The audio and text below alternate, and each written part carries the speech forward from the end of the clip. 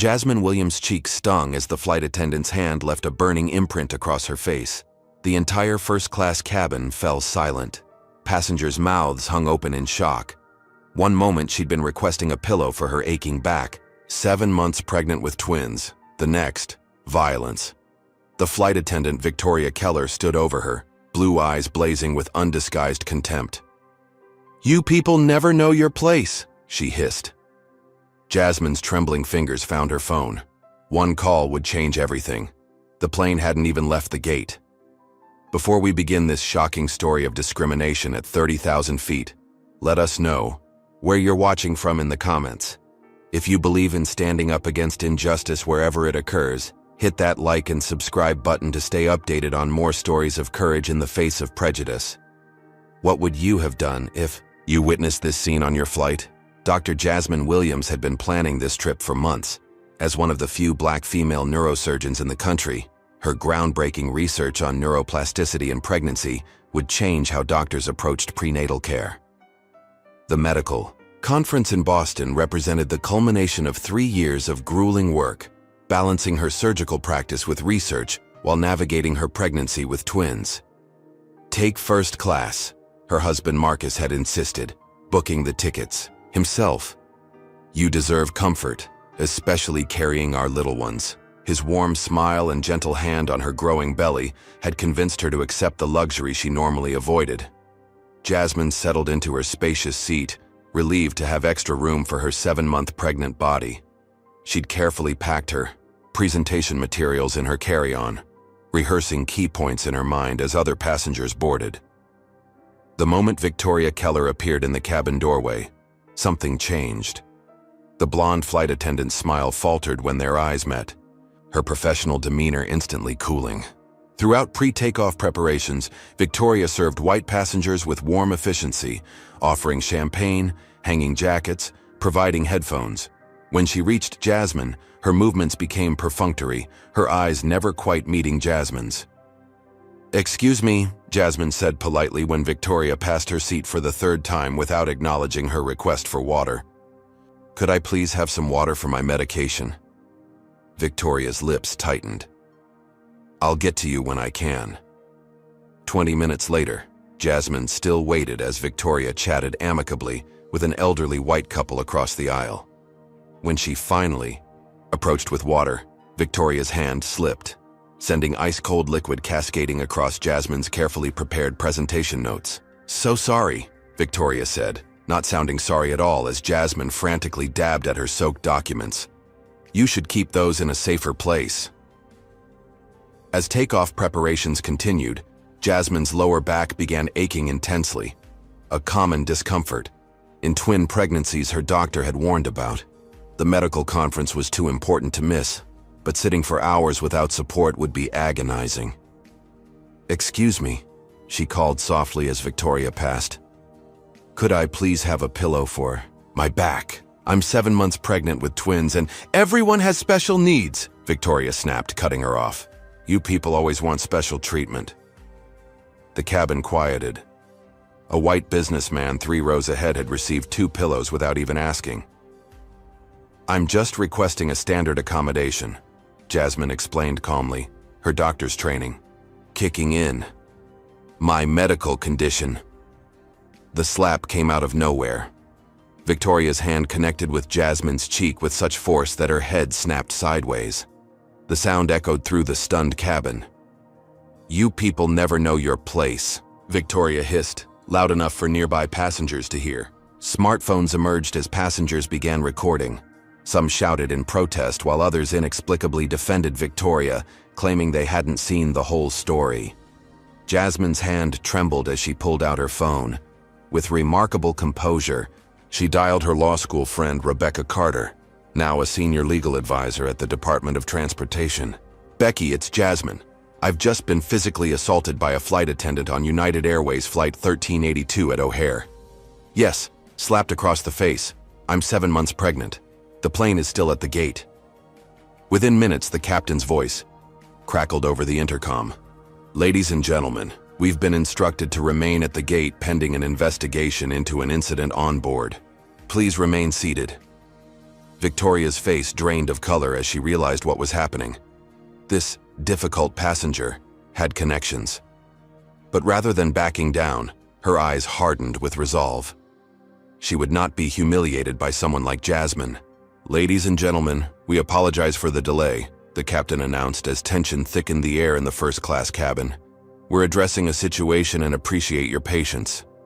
Victoria huddled with two other flight attendants, gesturing animatedly toward Jasmine, whose cheek still burned from the slap. Whispers spread through the cabin, passengers taking sides before knowing facts. "She attacked me," Victoria declared loudly when the lead flight attendant questioned her. "She grabbed my wrist when I told her we were out of pillows. I reacted instinctively to protect myself." Jasmine's mouth fell open at the blatant lie. "That's absolutely false. Multiple passengers recorded what happened." Several white passengers near the front nodded in agreement with Victoria. "The pregnant lady was being aggressive," one woman in designer sunglasses announced. "I saw it." "How exactly was she aggressive?" challenged a young black man across the aisle, his phone still recording. "By asking for a pillow while pregnant with twins?" Two airline representatives boarded, their faces grim. They pulled Victoria aside but kept glancing at Jasmine as if she were the problem. When they approached, their solution became clear. "Dr. Williams, perhaps it would be best if you took another flight," the taller representative suggested smoothly. "We could rebook you on tomorrow's departure." "I'm presenting at the National Medical Conference tomorrow," Jasmine replied evenly. "And I'm not leaving this plane when I've been assaulted. I've violated no regulations." "The situation is making other passengers uncomfortable," the representative pressed. "The racist assault made me pretty uncomfortable too," Jasmine countered. Police officers boarded next, their expressions registering annoyance at being called for what they clearly considered trivial. They barely glanced at the mark on Jasmine's face. "Ma'am, let's not escalate this," one officer said condescendingly. "Flying is stressful for everyone." "Officer, I have multiple witnesses and video evidence of being assaulted," Jasmine insisted, maintaining her professional demeanor despite growing frustration. A distinguished silver-haired man in an impeccable suit strode down the aisle. Harold Whitman, Customer Service Director. His presence should have signaled the situation was being taken seriously. Instead, he went straight to Victoria, patting her shoulder comfortingly. "I understand a passenger became unruly," he said, loud enough for everyone to hear. "Sir, I'm Dr. Jasmine Williams," Jasmine interrupted, standing as best her pregnant body allowed. "Your flight attendant slapped me across the face for requesting a pillow. I have not raised my voice or violated any regulations. I've been assaulted on your aircraft, and I know my rights under federal transportation laws." Harold's expression hardened at her knowledge of legal protections. He opened his mouth to respond when a woman in a Department of Transportation uniform appeared in the doorway. "I'm Stephanie Kumar, DOT Passenger Rights Division," she announced, flashing credentials. "We've received a serious complaint about an assault on this aircraft." Harold's demeanor changed instantly. "We're conducting a thorough investigation," he assured her smoothly. "Just a misunderstanding." "Misunderstandings don't leave marks on passengers' faces," Stephanie replied, noting Jasmine's reddened cheek. "This incident requires immediate attention." After reviewing witness statements and videos, Stephanie conferred privately with Harold. Minutes later, Victoria was escorted from the plane, throwing a venomous glance at Jasmine. "This isn't over," she muttered as she passed. Harold addressed the cabin with practiced concern. "We apologize for the delay. Flight Attendant Keller will be replaced, and will conduct a full investigation into this unfortunate incident." The flight finally departed 2 hours late. Though Jasmine remained in her seat, the atmosphere had changed. The remaining crew served her minimally. Other passengers either stared or pointedly avoided eye contact, and whispers followed her bathroom visits. What should have been a comfortable journey became an exercise in endurance. Do you believe Jasmine was right to stand her ground? Or should she have taken another flight to avoid the tension? Comment 1 if you think she made the right choice, staying on board, or 2 if you think she should have accepted the rebooking. Like and subscribe if you believe everyone deserves to be treated with dignity, regardless of their race. What would happen when Jasmine finally reached Boston? Would this incident fade away? Or was it just the beginning of a much bigger storm that would change her life forever? Jasmine's phone exploded with notifications the moment the plane landed in Boston. The videos had gone viral, Dr. Jasmine vs. Victoria trending nationwide. She scrolled through headlines during taxi. Pregnant doctor slapped by flight attendant in DFI. Shocking video. Race in the skies, confrontation goes viral. Flight attendant claims self-defense against aggressive passenger. Conservative news outlets had already framed Victoria as the victim. Flight attendant defends herself against entitled passenger. Social media campaigns had formed within hours. Justice for Jasmine battling, Giant stand with Victoria across platforms. As Jasmine exited the jetway, she froze. The terminal teemed with people holding signs. Some supported her. Black Lives Matter in the air too. Others condemned her. Stop playing the race card. Airport security created a pathway through the chaos. Dr. Williams, how does it feel to destroy a woman's career over a misunderstanding? Shouted a reporter thrusting a microphone toward her. Dr. Williams, will you be filing charges for assault? Called another. Her phone rang. Marcus. Jasmine, are you okay? It's everywhere. Your mother's been getting calls from reporters at her house. I'm fine, she assured him, though her heart raced. Just need to get to the hotel and prepare for tomorrow's presentation. The hotel lobby offered no sanctuary. Conference attendees stared as she checked in, whispers following. Her to the elevator, the conference coordinator, Dr. Lawrence Patel, waited by her room. Jasmine, he began awkwardly, you've put us in a difficult position. I've put you in a difficult position? She repeated incredulously. He shifted uncomfortably. Several sponsors have expressed concerns about your presentation becoming a distraction from the scientific content. My research stands on its merit, Jasmine replied firmly. The incident on the plane has nothing to do with my work on neuroplasticity during pregnancy. Perhaps we could reschedule your presentation for next year's conference, he suggested. Give things time to settle. My research helps pregnant women now, Jasmine countered, hand resting protectively on her belly. I won't allow discrimination twice in 24 hours.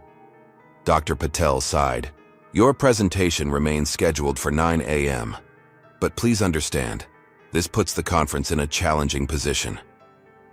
Alone in her room, Jasmine rehearsed her presentation while checking updates. United Airlines had issued a tepid statement. We're investigating an incident between a passenger and crew member. United is committed to treating all passengers with respect. Victoria had already appeared on Nation Talk News, tears streaming as she described feeling threatened by Jasmine. I've never discriminated against anyone, she claimed.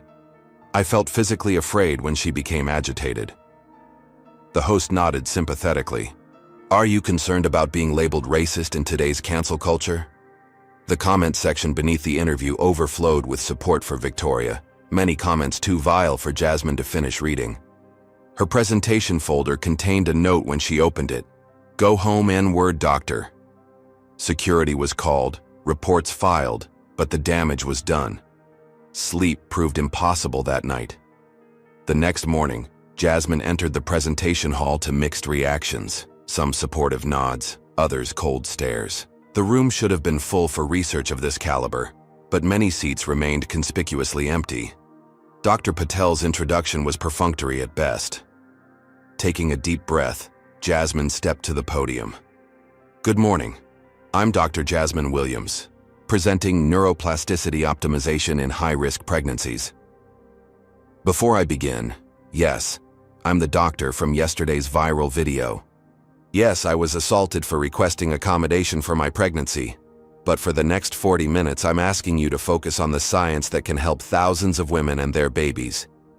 For the next 40 minutes, she delivered her research, flawlessly, each slide, each data point, each conclusion presented with unwavering professional precision. When she finished, the applause was tentative at first, then grew as medical professionals recognized the value of her work, regardless of the controversy.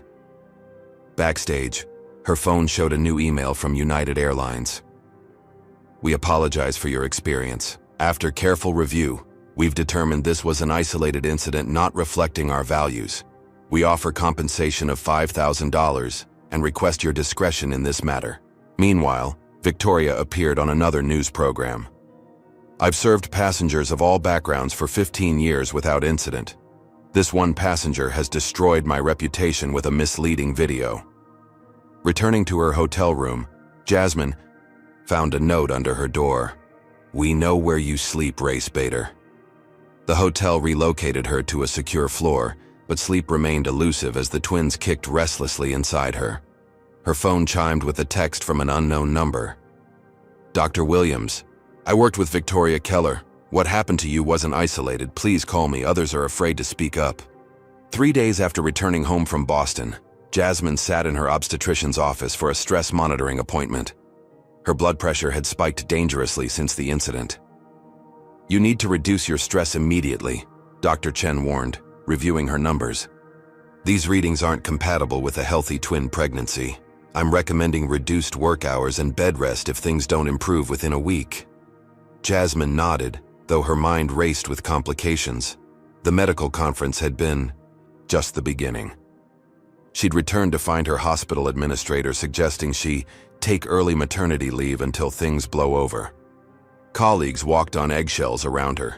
Her carefully built professional life was unraveling because she'd asked for a pillow. Her phone buzzed. Rebecca from the Department of Transportation. "Jasmine, I've been digging into United's handling of your complaint," Rebecca explained. "Something strange is happening. The internal investigation is being redirected at every turn. Normal protocols aren't being followed." "What does that mean?" "It means someone with influence is interfering," Rebecca replied. "I couldn't figure out why until I checked personnel records. Victoria Keller is Richard Sterling's niece." "Who's Richard Sterling?" "Only the chief operating officer of United Airlines," Rebecca said grimly. "Victoria's mother is his sister." The pieces clicked into place. Why the airline's response had been so muted. Why Victoria remained defiant. Why the investigation seemed designed to go nowhere. When Jasmine arrived home, an overnight package waited. Formal settlement documents, offering $50,000 with a comprehensive non-disclosure agreement. The terms were explicit. She would never discuss the incident publicly, remove all social media posts, and make a statement that the matter had been mutually resolved to all parties' satisfaction. Marcus reviewed the documents with growing anger. "They're trying to buy your silence. And they think your pregnancy makes you vulnerable," added their friend Carlos, a civil rights attorney who'd stopped by to offer support. "They're hoping you'll prioritize peace before the babies arrive." Jasmine's phone rang constantly. Journalists seeking comments, strangers offering support or spewing vitriol, and increasingly, her medical colleagues making excuses to distance themselves. "I can't have you assist on the Peterson surgery," her department head explained awkwardly. "The family specifically requested you not be involved. They don't want the controversy affecting their child's care." The professional isolation hurt worse than the online attacks. Doctors who'd previously sought her expertise now avoided eye contact in hospital corridors. Conference invitations mysteriously dried up. The message was clear. Fighting racism made her a liability. The stress manifested physically. At night, Jasmine experienced Braxton Hicks contractions with increasing frequency. Her ankles swelled dramatically. Sleep became a distant memory. Then came an unexpected breakthrough. The anonymous texter, Tara Johnston, a flight attendant who'd worked with Victoria for 5 years, finally agreed to meet at a quiet coffee shop in the suburbs. "Victoria has a nickname among minority crew members," Tara explained, nervously checking over her shoulder. "The classifier. She classifies passengers by race, then decides their service level accordingly." "Has anyone reported this?" Jasmine asked. "Multiple times," Tara nodded. "At least 7 formal complaints from Black, Latino, and Middle Eastern passengers in the past 3 years, all mysteriously resolved with no disciplinary action. How is that possible?" "Now I know. Her." "Uncle, but there's more," Tara continued. "United has an internal review system categorizing passenger complaints by potential public relations impact. They assess complainants by social media following, profession, and connections. Essentially, how much trouble they can cause the airline. That's explicitly discriminatory, Jasmine realized. They're systematically dismissing complaints from people with less social power. Exactly. And your case triggered their highest alert level because you're a doctor with connections to the DOT. Otherwise, this would have been buried like all the others. Tara provided documentation, redacted complaint records, email chains, the scoring matrix used to assess complaint threat levels. The evidence painted a damning picture of systemic discrimination. That evening, as Jasmine and Marcus reviewed the documents, the phone rang. Richard Sterling himself, his voice smooth with practiced concern. "Dr. Williams, I wanted to personally reach out about this unfortunate incident. We value you as a passenger and medical professional." "Interesting timing, Mr. Sterling," Jasmine replied coolly. "I've just been reviewing some troubling documents about your airline's complaint handling procedures." A pause. "I'm not familiar with what you're referring to, but I suggest we resolve this matter privately. The settlement offer is quite generous." "It's not about money, Mr. Sterling. It's about accountability." His tone hardened. "Dr. Williams, these matters can become unnecessarily complicated. Your medical practice, your pregnancy. Why invite additional stress into your life? Sometimes it's best to move forward." The implied threat hung in the air. "I need to consider what's best for my family," Jasmine responded carefully. "Wise decision," Sterling replied, his relief palpable. "Have your attorney contact our legal department tomorrow." Jasmine hung up and turned to Marcus. "He thinks I'm backing down." Marcus squeezed her hand. "Are you?"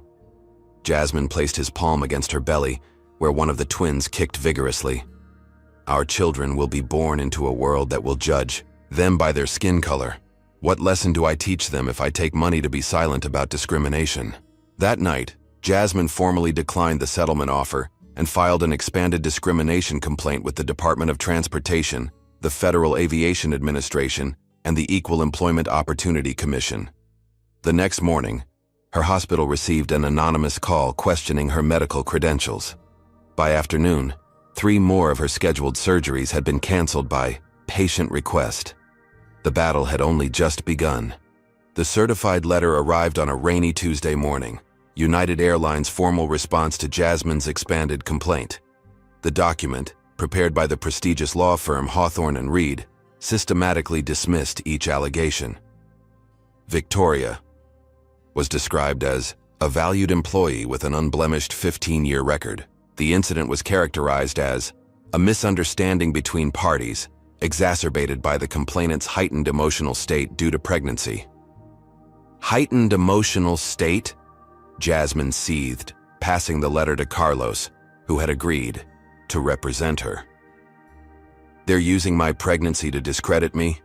Carlos scanned the document, his expression darkening. "This is just the beginning. Hawthorne & Reed doesn't handle simple customer complaints. They're United's nuclear option for high-stakes litigation." The airline's strategy unfolded with ruthless efficiency. Their legal team filed motions demanding all of Jasmine's medical records, claiming her mental and emotional state was central to the case.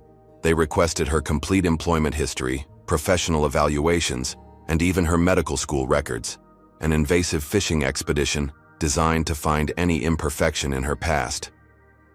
"They're looking for anything to discredit you," Carlos explained during a strategy session in Jasmine's living room. "A poor grade, a disagreement with a colleague, a patient complaint, anything they can use to paint you as difficult or unstable." "They won't find anything," Jasmine insisted. "I've worked twice as hard my entire career precisely because I knew I'd be scrutinized more harshly." "It doesn't have to be substantial," Marcus warned, his marketing executive experience providing insight into corporate tactics. "They just need something they can spin for public opinion." The airline hired Blackwater Crisis Management, a firm specializing in protecting corporate reputations. Within days, comments appeared across social media platforms questioning Jasmine's motives. Why is Dr. Williams targeting this airline? What is she really after? Convenient how she's using her pregnancy for sympathy. Journalists began receiving anonymous tips about Jasmine's troubling history. One reporter called asking for comment on an incident during her residency, where she had supposedly misdiagnosed a patient due to negligence. The reality, she had questioned an attending physician's diagnosis, which proved correct and saved. The patient's life had been twisted into a narrative of incompetence. The legal discovery process became increasingly hostile. United's attorneys scheduled Jasmine's deposition for 8 hours despite her high-risk pregnancy, refusing requests for shorter sessions.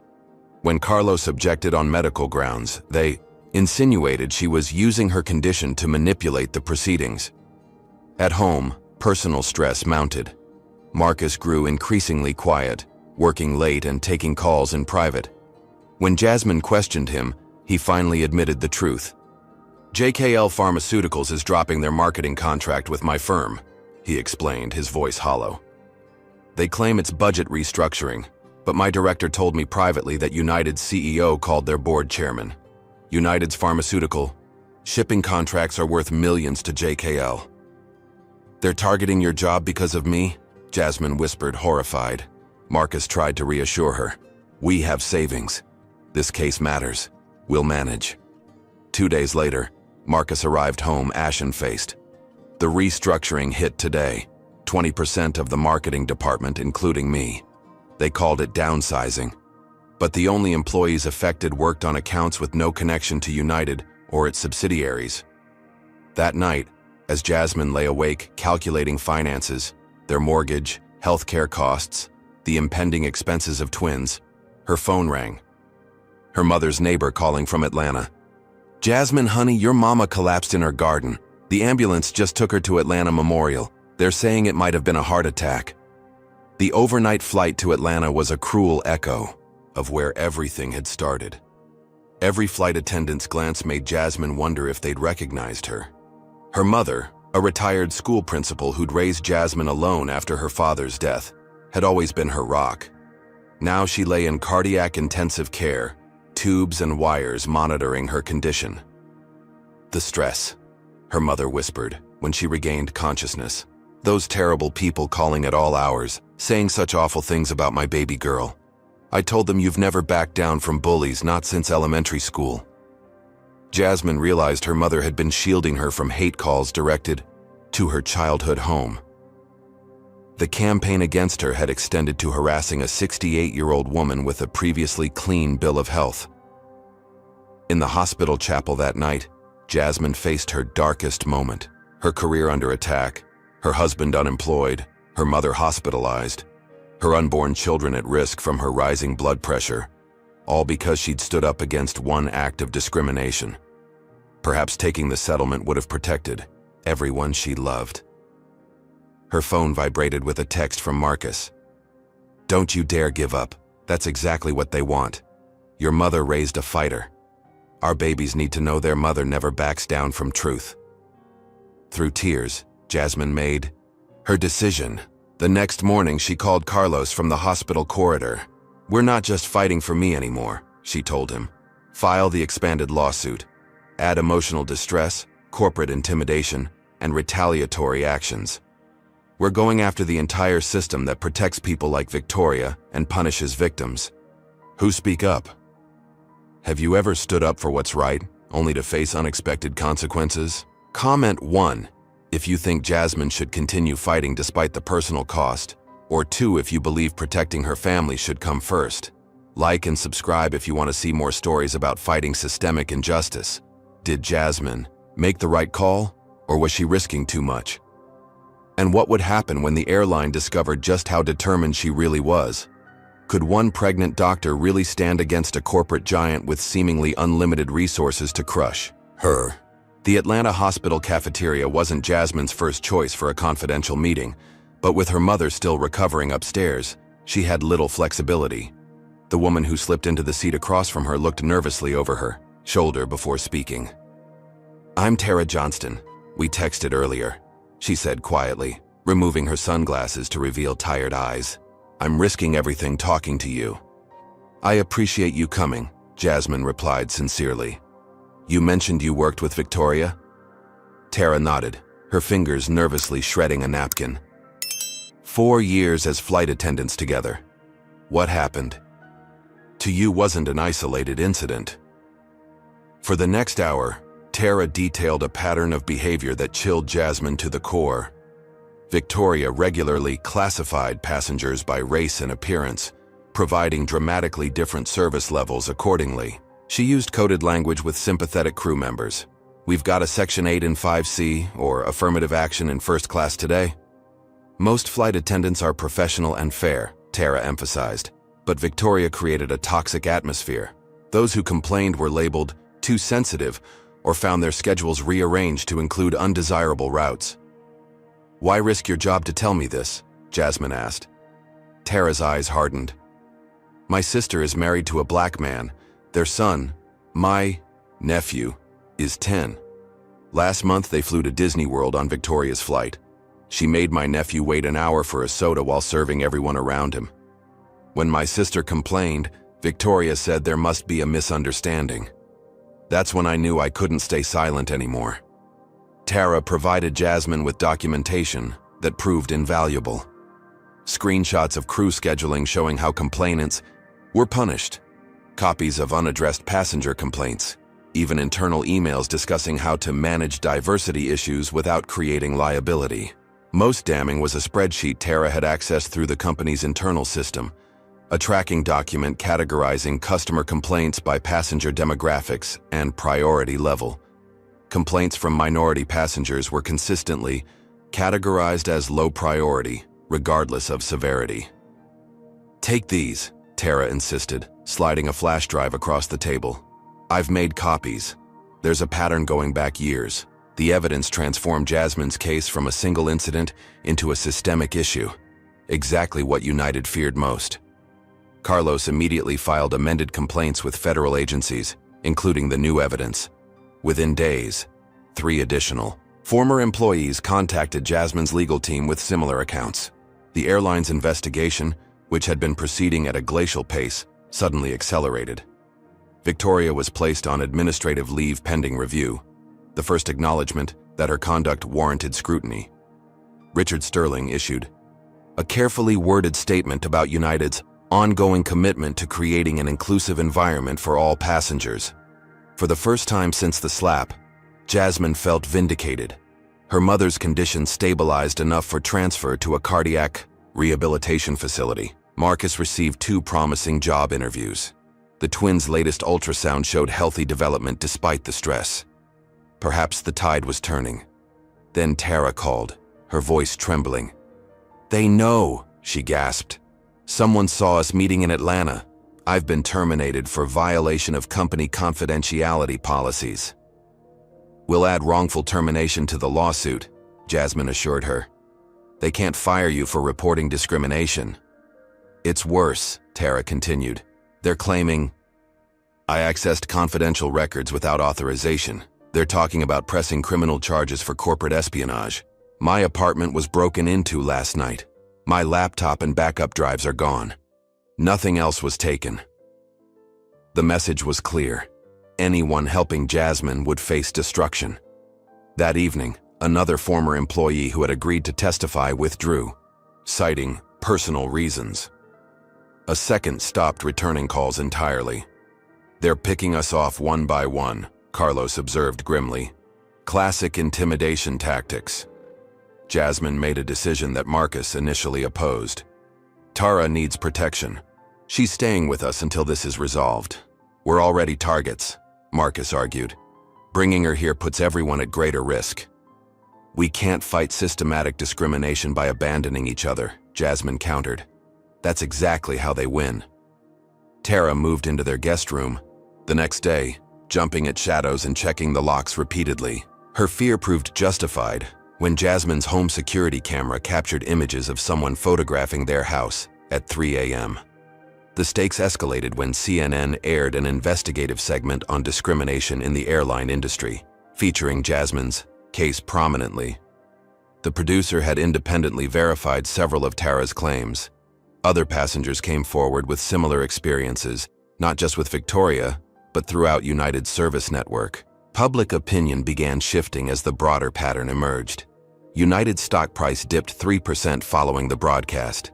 Activist investors demanded answers at the quarterly earnings call. For the first time, Richard Sterling sounded defensive when questioned about discrimination allegations. The corporate response turned even more aggressive. United's PR team released a statement questioning the timing and motivation behind the coordinated media campaign. They emphasized Victoria's years of exemplary service and suggested she was being scapegoated by special interest groups. Then came the counterattack, a civil lawsuit filed against Jasmine, Carlos, and Tara, alleging defamation, tortious interference with business relationships, and conspiracy. The damages sought, $20 million. They're trying to bankrupt us into silence, Carlos explained, reviewing the complaint. Even winning would cost hundreds of thousands in legal fees. Can they do this? Marcus asked. It's a strategic lawsuit against public participation. A slap suit, Carlos explained. Designed to intimidate and drain resources. They don't expect to win. They expect to exhaust us. That night, as Jasmine tried to sleep, one of the twins kicked particularly hard, as if protesting the injustice. She placed her hand over the movement, making a silent promise to her unborn children. The world they entered would not be one where she had backed down from fighting discrimination, no matter the cost. The conference room in Carlos's law office had transformed into an investigation headquarters. Whiteboards covered with timeline notes lined the walls. Stacks of depositions and evidence binders covered the table.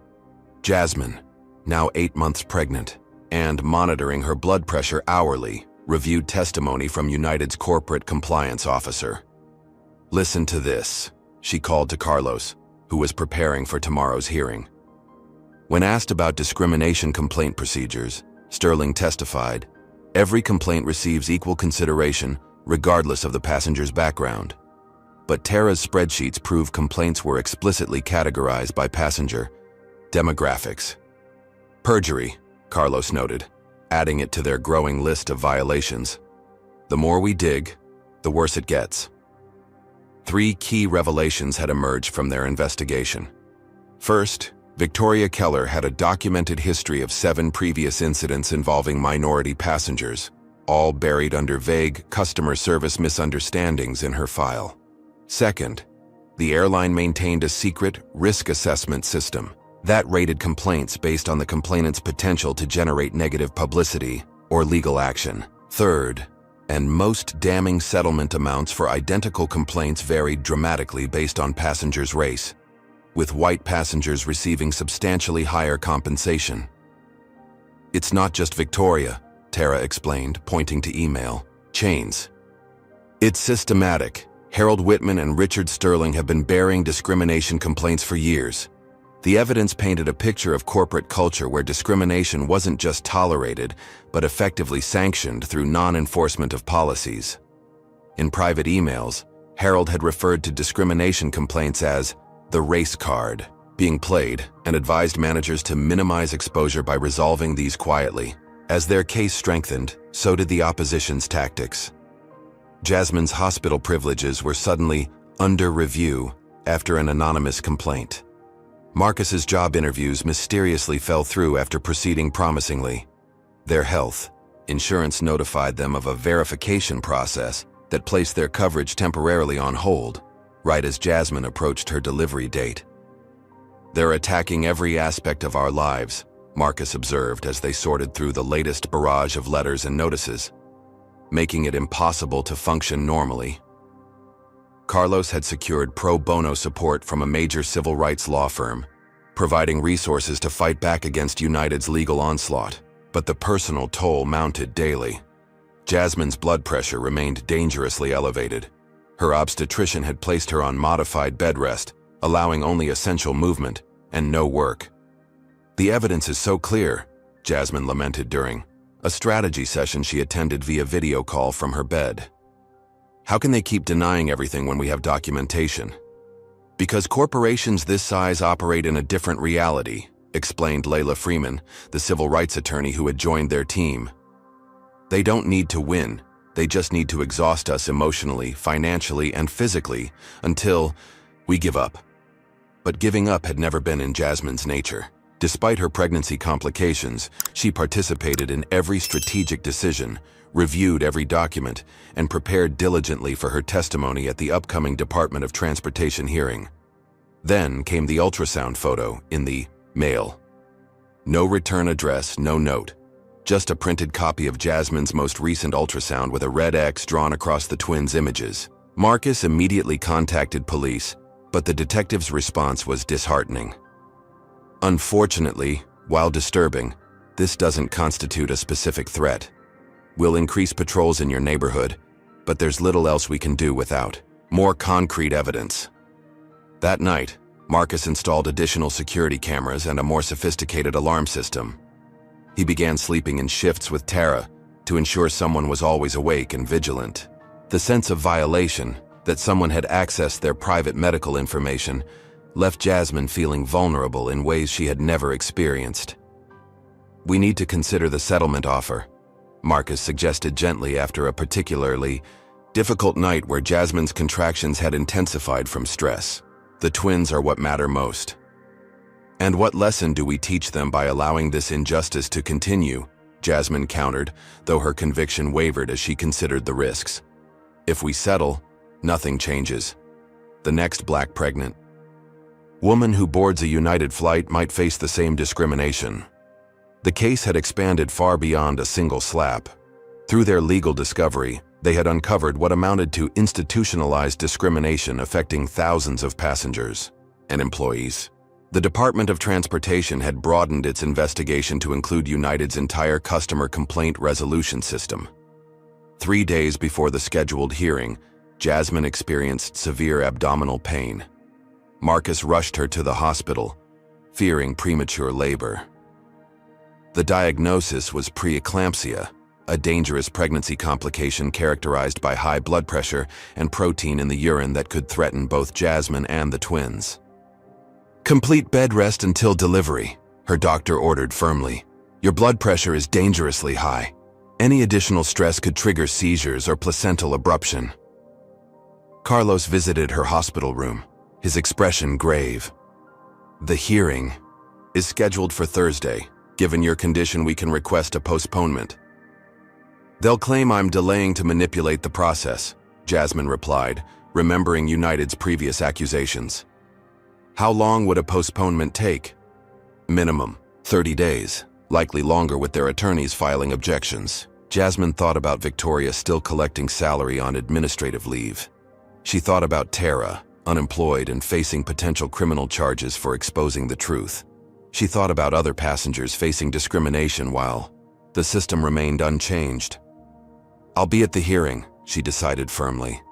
"The doctor can discharge me for those hours. This might be our only chance to be heard."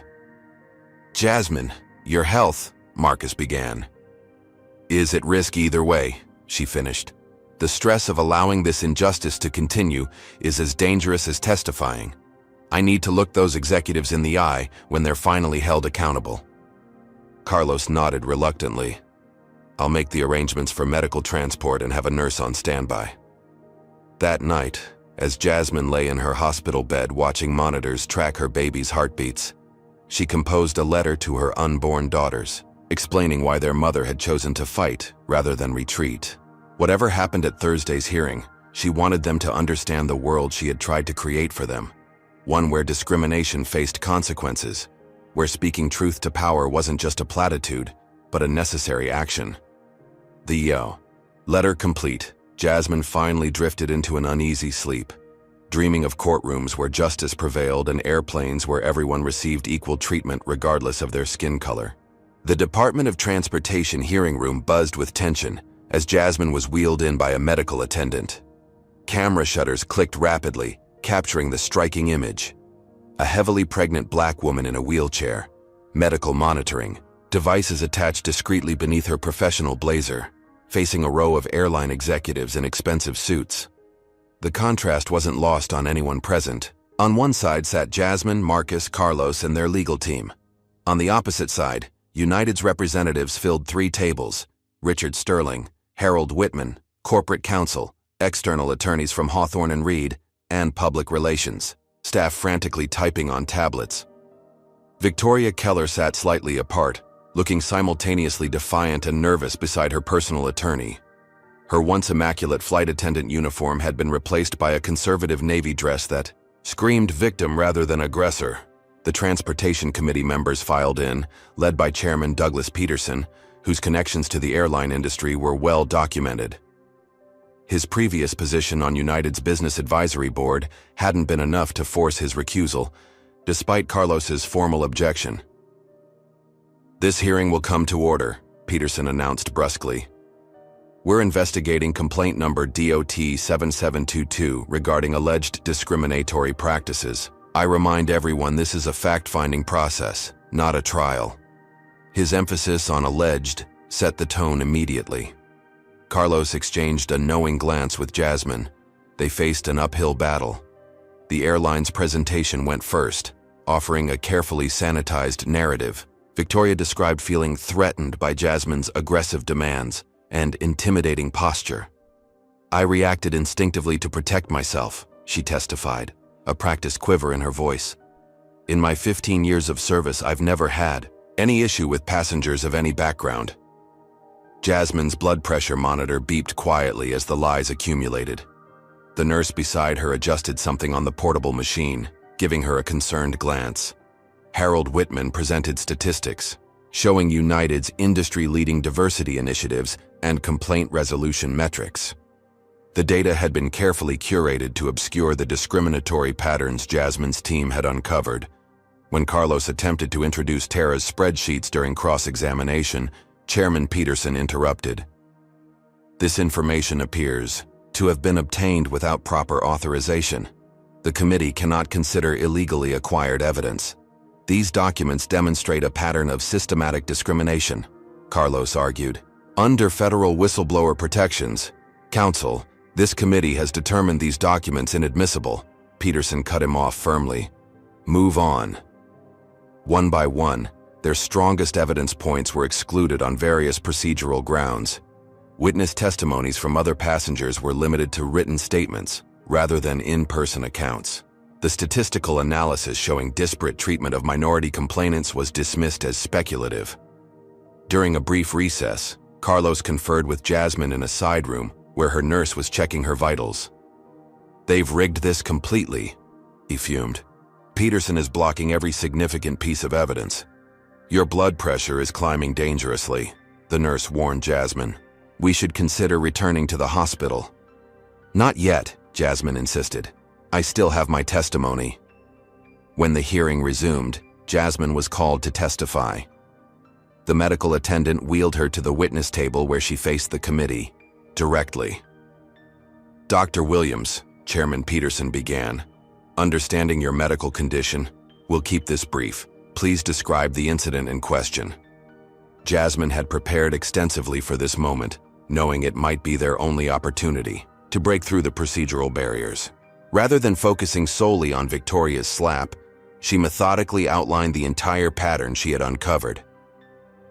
"This case isn't about a single incident of discrimination," she stated clearly. "It's about a corporate culture that enables and protects discriminatory behavior while silencing victims through intimidation and legal maneuvering." Chairman Peterson repeatedly attempted to redirect her to just the facts of the specific incident, but Jasmine continued presenting the broader context.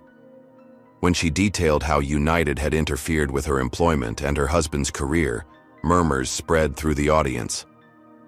"Dr. Williams, please confine your testimony to the events on the aircraft," Peterson insisted. "These retaliatory actions are directly relevant to understanding how discrimination is perpetuated," Jasmine countered. "When victims face destruction of their livelihoods for speaking up, the discrimination effectively continues beyond the initial incident."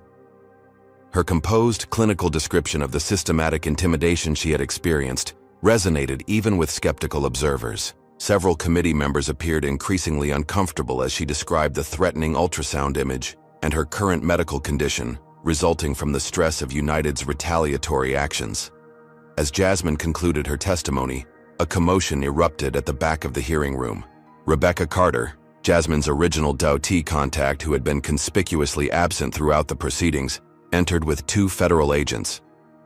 Carlos immediately requested another recess, which Peterson reluctantly granted. In the side room, Rebecca explained her shocking reversal. "I'm so sorry, Jasmine, they got to me," she admitted, unable to meet Jasmine's eyes.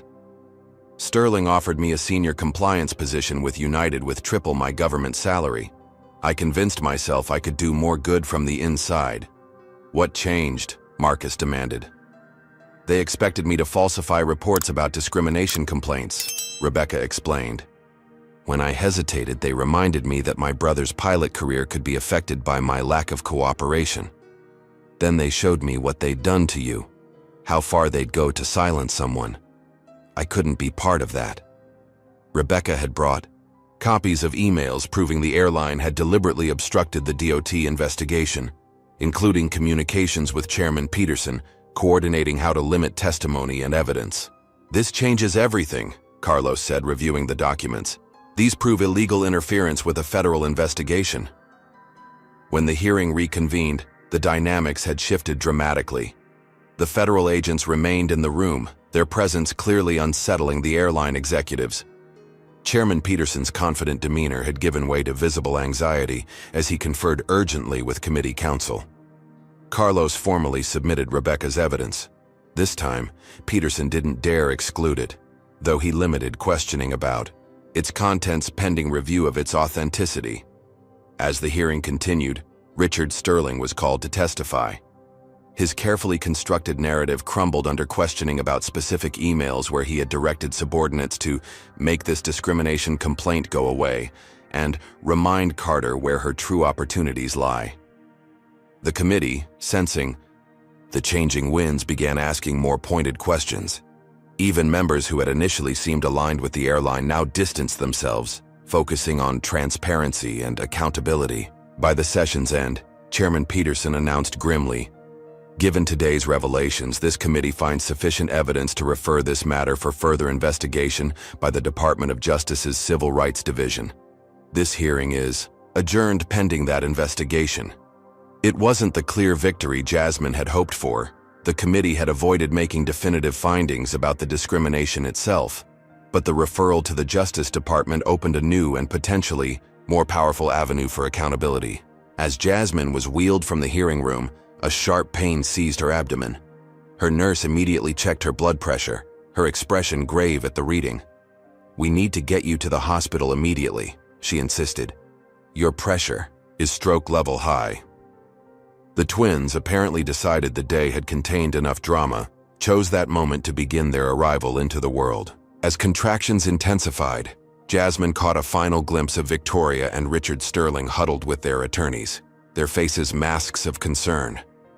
Whatever happened next, the untouchable facade had finally cracked. Has the system ever failed you when you needed justice most? Comment 1 if you've experienced or witnessed discrimination that went unaddressed, or 2 if you've seen justice prevail against powerful opposition. Like and subscribe to follow more stories of courage against systemic injustice. With Jasmine now in premature labor and the Department of Justice involved, would justice finally be served? Or would United find new ways to escape accountability, as Jasmine fought not just for justice but for her baby's lives? The neonatal intensive care unit hummed with the mechanical rhythms of life support. Jasmine's twin daughters, Olivia and Maya, had arrived 7 weeks early, each weighing just over 4 pounds. Their tiny bodies rested in incubators, connected to monitors tracking every heartbeat, breath, and oxygen level. Though stable, they faced the standard challenges of premature birth, underdeveloped lungs, difficulty regulating body temperature, and feeding complications. Jasmine divided her time between her own recovery room and the NICU, wheelchaired back and forth by nurses who bent visitation rules for the new mother. Her preeclampsia had stabilized after delivery, but her doctors remained concerned about potential postpartum complications. Despite her physical exhaustion, Jasmine's mind remained focused on the case. Carlos visited daily, bringing updates and documents for review. The Department of Justice investigation had officially launched, with investigators interviewing former United employees and passengers who had experienced similar discrimination. "The evidence is overwhelming," Carlos reported, keeping his voice low in the hospital room. Rebecca's testimony opened the floodgates. 5 more employees have come forward with documentation of the airline's discriminatory practices. Hope flickered until Rebecca failed to appear for her scheduled DOJ interview. When investigators visited her apartment, they found it empty, her phone disconnected. She had vanished completely. 2 days later, Jasmine received a text from an unknown number. "I'm sorry. They made me an offer I couldn't refuse. A new position overseas, all records of the incident erased. My brother's pilot career was at stake. Please forgive me." Rebecca's defection dealt a devastating blow. As their primary DOT contact and whistleblower, her testimony had been crucial to establishing the pattern of corporate interference. Without her, significant portions of their evidence became hearsay. The hospital television played constantly in the background, where United's crisis management campaign unfolded relentlessly. Victoria appeared on morning shows, tears streaming, as she described feeling scapegoated for political correctness. Medical experts questioned whether Jasmine's pregnancy complications might have caused her to misinterpret normal service interactions through a lens of heightened emotional sensitivity. Most damaging was the leaked video, carefully edited footage showing only Jasmine gesturing emphatically while speaking to Victoria, with the actual slap conveniently missing. Conservative commentators analyzed her body language, calling it objectively threatening and justifiably alarming to the flight attendant. Tara, their remaining whistleblower, faced devastating personal attacks. Someone had accessed her employment records, revealing a decade-old disciplinary action for a missed flight. This single incident was spun into a narrative of chronic unreliability and questionable credibility. When prosecutors declined to pursue charges for the documents she had shared, United filed a civil suit seeking millions in damages for theft of proprietary information. The coordinated attack extended beyond the primary witnesses. The medical professionals who had corroborated Jasmine's pregnancy complications found themselves subjected to anonymous complaints to their licensing boards. Carlos's law firm lost 2 major corporate clients without explanation. Even the hospital wasn't immune. The administration received inquiries about Jasmine's special treatment in the NICU, suggesting her medical connections had secured preferential care for her daughters over other premature infants. "They're trying to isolate us completely," Marcus observed, his voice hollow with exhaustion. 7 job interviews had mysteriously fallen through after progressing to final stages. Their savings were dwindling rapidly, with medical bills mounting, despite insurance. Jasmine held tiny Maya against her chest for skin-to-skin contact, the infant's fragile heartbeat a reminder of everything at stake. "We knew they'd fight dirty," she whispered, "but I never imagined they could corrupt the entire system like this." The final betrayal came from an unexpected source. 2 days before Jasmine was scheduled to be discharged, her phone rang. Her friend and DOT contact, Stephanie Kumar, who had initially supported their case. "Jasmine, I need to warn you," Stephanie's voice was tense. "The committee's preliminary findings document was just circulated internally. Peterson has completely rewritten the conclusions." "What do you mean?" "The official finding states insufficient evidence of systemic discrimination and characterizes the incident as an isolated misunderstanding between parties. They're recommending no further action beyond a general reminder to airlines about customer service standards." "That's impossible," Jasmine protested. "The Justice Department is actively investigating. The evidence is being systematically discredited," Stephanie finished grimly. "Rebecca's disappearance let them invalidate her testimony entirely. The committee is accepting Victoria's account as credible due to her unblemished record, and suggesting your perception may have been affected by pregnancy hormones." The casual dismissal of both racism and her medical expertise in one swoop left Jasmine speechless. "There's more," Stephanie continued reluctantly. "Your former colleague Dr. Patel provided a statement describing you as combative and quick to perceive discrimination during your residency.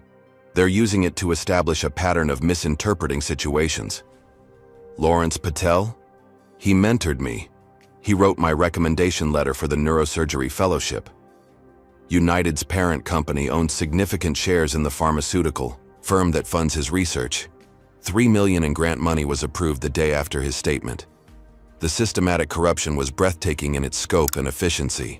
Every support system, every protection, every avenue for justice had been methodically undermined or co-opted. That evening, as Jasmine sat beside the twins' incubators watching their tiny chests rise and fall, she received a final blow. Her hospital privileges review had concluded. Her surgical credentials were suspended pending further evaluation of recent concerns.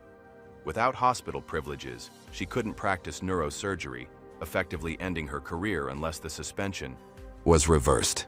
For the first time since the incident began, Jasmine wept openly, her tears falling on Olivia's incubator as the consequences crashed down around her.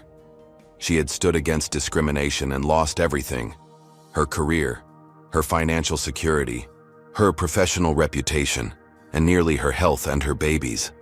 Marcus found her there, shoulders shaking with silent sobs. He knelt beside her wheelchair, taking her hands in his. "Maybe it's time to consider their settlement offer," he suggested, gently. "For the girl's sake. We've fought hard, but they've rigged the entire system. We can't beat unlimited resources and influence. The fight had cost them nearly everything. Perhaps it was time to salvage what remained of their lives and focus on their daughter's future." "Let me think about it," Jasmine whispered, gazing at her tiny daughters fighting for every breath.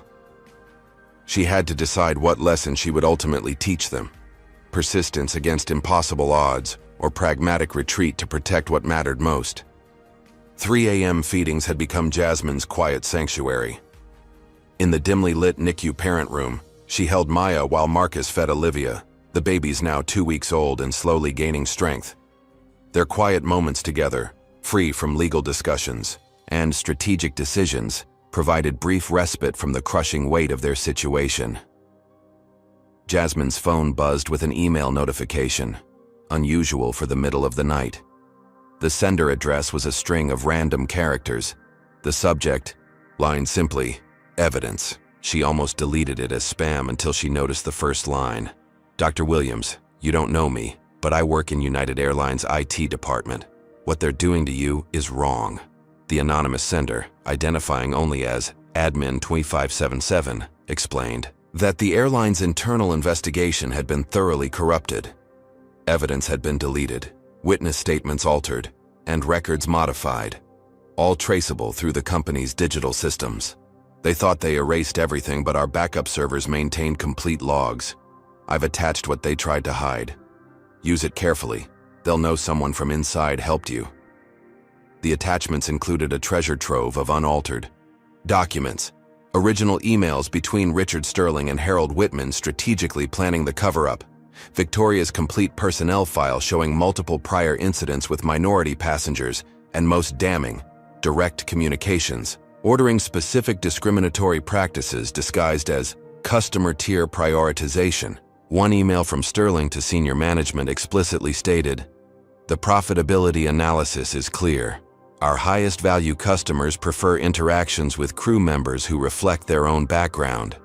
While we can't state this publicly, our staffing and service protocols should quietly align with these preferences."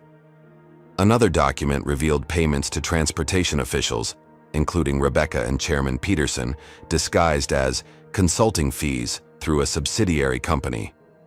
The evidence explained how the hearing had been so thoroughly compromised. Jasmine immediately forwarded everything to Carlos, her hands shaking with a mixture of vindication and fear. The evidence was explosive, but also potentially inadmissible, if obtained without authorization.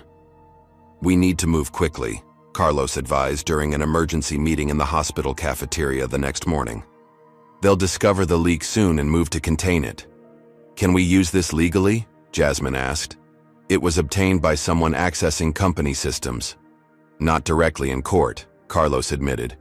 "But we can use it to guide our investigation, to know where to look and what to formally request through legal channels, and we can share it with journalists under Shield law protections."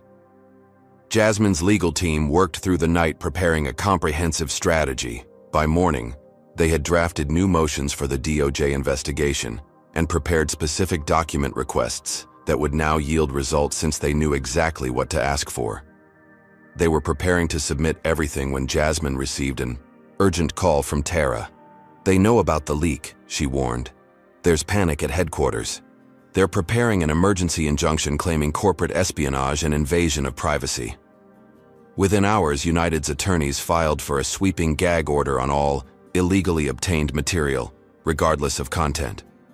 The cooperative judge granted the temporary order, prohibiting Jasmine, her attorneys, or anyone acting on their behalf from distributing, discussing, or referencing in any proceeding any internal United Airlines documents not obtained through formal discovery. "They're using the court to suppress evidence of their own wrongdoing," Carlos fumed after reviewing the order. "It's procedurally clever. By focusing on the method of obtaining the documents rather than their content, they've effectively censored the truth." The gag order presented an impossible dilemma. Violating it would subject Jasmine to contempt charges and potentially criminal penalties. Obeying it meant watching crucial evidence disappear as United's IT department scrubbed backup servers and covered their tracks. Jasmine faced the classic whistleblower's paradox. The evidence of wrongdoing could not be revealed without breaking rules designed by the very system protecting the wrongdoers. That afternoon, as Jasmine wheeled herself to the NICU for the twins' feeding schedule, her phone buzzed with increasingly frantic messages from Carlos. United's attorneys had expanded their offensive, filing motions in 3 different jurisdictions, simultaneously overwhelming their legal team's capacity to respond. Each filing required immediate attention to prevent summary judgments in United's favor.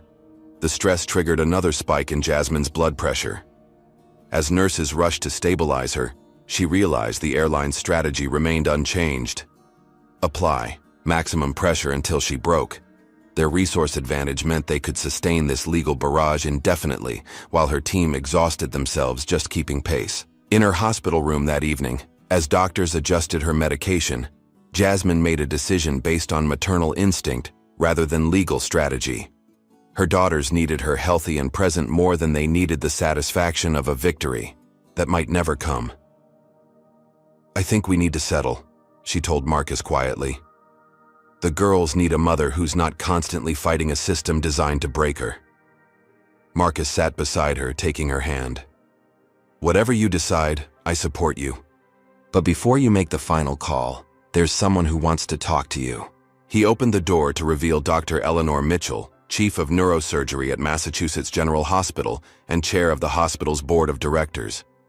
The distinguished surgeon had been Jasmine's medical school mentor and role model. "Your husband contacted me," Dr. Mitchell explained, pulling a chair to Jasmine's bedside. "He thought you could use some perspective from someone who's fought similar battles." For the next hour, the older surgeon shared her own experiences facing discrimination throughout her 40-year career. She had reviewed Jasmine's case details and the gag order restrictions. "The documents you can't legally distribute," Dr. Mitchell said carefully, "contain information that would interest many parties beyond the courts. Hospital boards, for instance, often include people with significant influence in multiple industries." "The gag order prevents us from sharing anything," Jasmine reminded her. "With the general public or in legal proceedings, yes," Dr. Mitchell agreed. "But I'm a member of 3 hospital boards, including this one. Physician-patient confidentiality creates a protected communication channel. If you happen to discuss certain concerns about systematic discrimination affecting patient care during a medical consultation." The implication was clear. There were avenues beyond conventional legal channels. "Additionally," Dr. Mitchell continued, "I serve on the board of Eastland Financial Group, which happens to be one of United Airlines' largest institutional shareholders. Board members have fiduciary responsibilities that sometimes necessitate uncomfortable conversations about corporate conduct." For the first time in weeks, Jasmine felt a flicker of hope. The system that United had so thoroughly corrupted had vulnerabilities they hadn't anticipated, connections and power networks they didn't control. "I need time to think," Jasmine said, her mind racing with new possibilities. "Of course," Dr. Mitchell replied, standing to leave. "Your primary focus should be your health and your beautiful daughters. But remember, Jasmine, sometimes the most effective challenges to power come from within the power structure itself." After Dr. Mitchell departed, Marcus revealed another significant detail. Dr. Mitchell's son-in-law is Jeffrey Barnes, the new head of the DOJ's Civil Rights Division.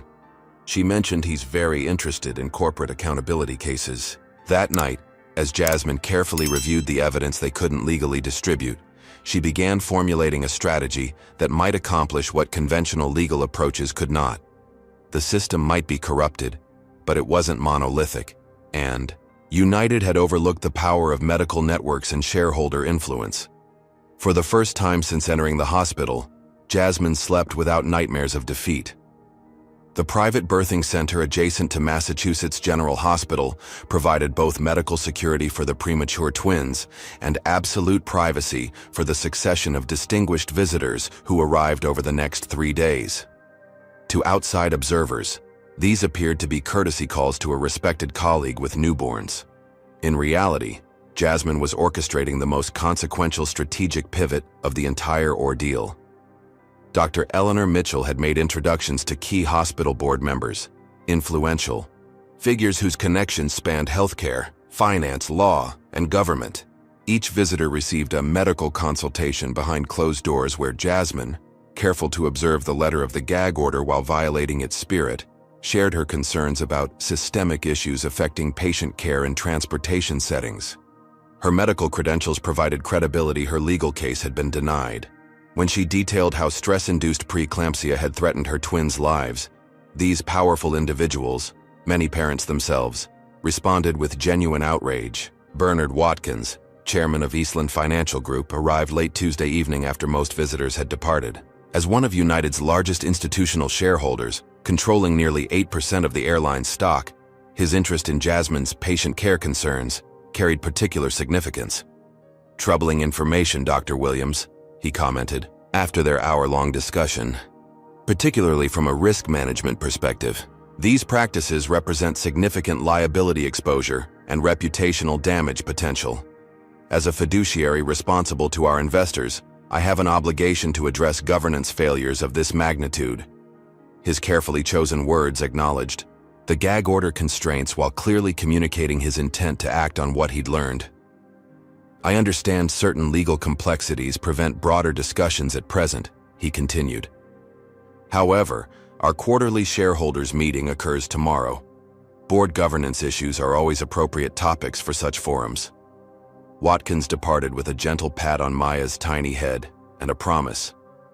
"Focus on these little ones, Dr. Williams. Some responsibilities now fall to others with different standing in this matter." The following morning, United Airlines leadership team gathered at corporate headquarters to prepare for the quarterly shareholders meeting. Richard Sterling reviewed his presentation, highlighting record profits and expanded routes. Confident in his position despite the ongoing Williams situation, the legal department had effectively contained the crisis through aggressive litigation and strategic pressure. The Compliant Transportation Committee would soon issue its final report, dismissing the discrimination allegations entirely. Sterling was addressing his executive team when his assistant interrupted with an urgent message. Bernard Watkins had requested an immediate private meeting before the shareholders' session. "Probably wants assurance about the dividend projections," Sterling told Harold Whitman confidently. "Institutional investors are always focused on quarterly returns." Watkins arrived with a team of Eastland's legal counsel and risk management specialists, an unusual contingent for a routine pre-meeting discussion. His typically cordial demeanor was replaced by cold professionalism. "Mr. Sterling, I'll be direct. Eastland has received troubling information about governance failures and potential legal violations that present material risks to our investment. Before today's meeting, I'm offering a courtesy opportunity to address these concerns." Sterling maintained his composure. "Bernard, I assure you our legal compliance is exemplary. If this is about the Williams complaint, that situation is being resolved appropriately." "Is that resolution process why 3 separate federal agencies have opened investigations into your company this week?" Watkins asked, sliding a document across the table. "This is a confidential notification that the Securities and Exchange Commission has launched an inquiry into whether United's public statements about its discrimination policies constitute securities fraud, given evidence of systematic contrary practices." Sterling blanched. The SEC investigation hadn't been disclosed publicly, and securities fraud carried potential criminal penalties. There must be some misunderstanding. Additionally, Watkins continued relentlessly, our risk assessment team has calculated the potential liability exposure from class action discrimination suits at approximately $2 billion, not including punitive damages or brand devaluation. This constitutes a material undisclosed risk to shareholders. The systematic dismantling of Sterling's position continued for 20 minutes as Watkins methodically detailed governance failures, legal exposures, and ethical breaches, all without directly referencing the gagged evidence. His closing statement left no room for negotiation. Eastland will introduce a resolution at today's meeting calling for immediate suspension of all executives involved pending independent investigation. We've secured support from 3 other institutional investors, representing a combined 34% voting interest. Sterling's carefully constructed protection system collapsed. The pressure tactics that had worked against Jasmine, an individual with limited resources, proved ineffective against institutional shareholders with billions at stake. While Sterling scrambled to prevent the impending boardroom coup, Jasmine received updates from Marcus, who monitored financial news from the birthing center. United stock had plunged 11% on rumors of governance concerns as institutional investors positioned themselves ahead of the shareholder meeting. Bernard Watkins called personally 2 hours later. The board has voted to suspend the entire executive leadership team pending independent investigation. Victoria Keller's uncle has been removed from operational authority. The new interim CEO would like to speak with you, without lawyers present. The interim CEO, Janet Foster, previously United's senior VP of international operations with no connection to Sterling's inner circle, arrived at the birthing center that evening. Her straightforward approach contradicted the company's previous positioning. Dr. Williams, what happened to you was inexcusable, she acknowledged immediately. The airline's response was equally unacceptable. My first official act as interim CEO is to issue a public apology to you and your family. My second is to inform you that we've terminated Victoria Keller's employment and accepted Harold Whitman's resignation. Janet presented a comprehensive settlement proposal that went beyond financial compensation to include structural changes within the airline. Mandatory anti-discrimination training, revised complaint handling procedures, transparent reporting of discrimination allegations, and third-party oversight of resolution processes. We're calling it the Williams Protocol, Janet explained. With your permission, we'd like to implement these changes throughout our operations and share the framework with other airlines as an industry best practice. The proposal included removing the gag order, withdrawing all litigation against Jasmine and Tara, and providing funds to establish a foundation supporting victims of discrimination in the transportation sector. Why the complete reversal? Jasmine asked, suspicious after months of aggressive opposition. Honestly, because shareholders value profits above all else, Janet answered candidly. What Sterling never understood is that systematic discrimination is bad business. Alienating passengers, creating liability exposure, damaging brand reputation. It's financially unsustainable. The board hasn't suddenly embraced moral clarity. They've recognized that discrimination is a luxury they can't afford. After Janet departed, Carlos arrived to review the settlement terms. This is everything we fought for and more, he confirmed after reading the document. The structural changes will help thousands of future passengers, and the Williams Protocol will create your legacy in anti-discrimination policy. As Jasmine held Olivia against her chest, feeling the strengthening heartbeat of her daughter, she considered how their fight had transformed. What began as resistance against one act of discrimination had evolved into systemic reform, supported by the very capitalist machinery that had initially protected the discriminatory practices. Have them add one more provision, Jasmine instructed Carlos. Tara gets her job back with full seniority and compensation for all lost wages. And the airline covers her legal expenses from their harassment campaign. That night, with both twins sleeping peacefully beside her bed for the first time, Jasmine reflected on the unexpected power shift. The system hadn't suddenly become just. The Shareholders had acted from self-interest rather than moral conviction. But sometimes justice emerged from unexpected vectors when traditional systems failed. For her daughters, perhaps that was the most important lesson. Injustice could be fought not just through conventional channels but by understanding and leveraging the underlying systems that governed power itself. 6 months later, Jasmine settled into a comfortable chair in the green room of National Public Television's main studio. Makeup artists made final touches as producers confirmed timing for her segment on the evening's most-watched news program. The twins, now healthy 7-month-olds with their father's dimples and their mother's determined expressions, played contentedly with toys and a portable playpen nearby. 5 minutes, Dr. Williams, an assistant announced. Senator Harrington just finished her segment. Jasmine nodded, reviewing her talking points one final time. Today's interview marked the culmination of a transformation that had extended far beyond her personal vindication. What began as a single act of discrimination on an airplane had catalyzed changes rippling through corporate America, the transportation industry, and federal regulatory frameworks. The months following United's leadership overhaul had brought both justice and unexpected opportunities. Victoria, Harold, and Richard faced federal charges for obstruction of justice, witness tampering, and conspiracy. The criminal consequences of their coordinated campaign to silence Jasmine and suppress evidence. United Airlines had implemented the Williams Protocol throughout its operations, creating what industry analysts now cited as the gold standard for anti-discrimination policies in transportation. 6 other major airlines had adopted similar frameworks, partly from moral imperative but primarily from competitive necessity as passengers increasingly considered corporate ethics in their purchasing decisions. Most significantly, Jasmine had testified before a congressional committee examining corporate discrimination practices. Her composed, methodical presentation of how United had weaponized its resources against an individual victim had resonated across political lines. The resulting legislation, the Transportation Equity and Accountability Act, strengthened protections for discrimination victims and whistleblowers while imposing substantial penalties for corporate retaliation. "We're ready for you, Dr. Williams," the assistant announced. As cameras prepared to roll, Jasmine reflected on her unexpected journey from neurosurgeon to civil rights advocate. Her medical career had resumed. Massachusetts General Hospital had offered her a prestigious position after her recovery, but her work now extended beyond the operating room.